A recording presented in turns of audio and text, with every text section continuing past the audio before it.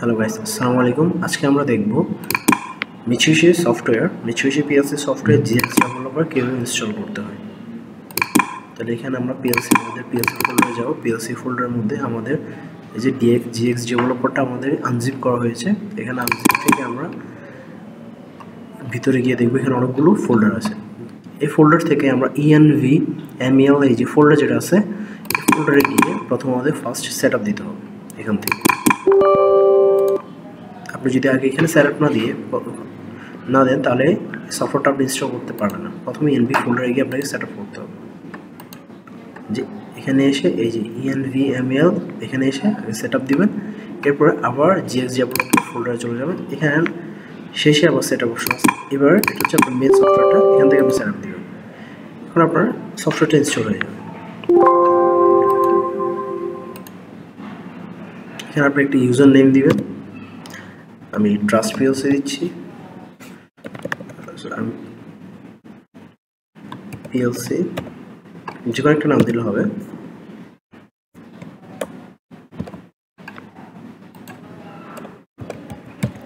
Trust PLC দিচ্ছি।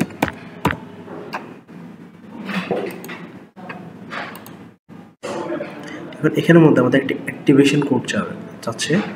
এই কোডটা আমরা এখানের মধ্যে আমাদের ফোল্ডারে আছে।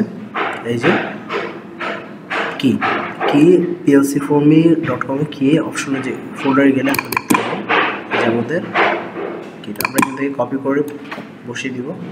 কন্ট্রোল সি, এখানে আমরা বসিয়েছি। আমি কপি করাটা পেস্ট করে দিব। হয়ে গেল। নেক্সট এখন আমাদের সফটওয়্যারটা ইনস্টল হচ্ছে।